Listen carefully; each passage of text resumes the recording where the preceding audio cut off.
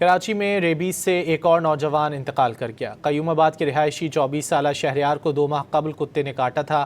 Doctors کے مطابق کتے کے کاٹنے کے بعد شہریار نے ریبیز سے بچاؤ کی ویکسین نہیں لگوائی۔ مزید جانیں گے ڈان نیوز کے نمائندے سید وسیم سے۔ وسیم بتائیے۔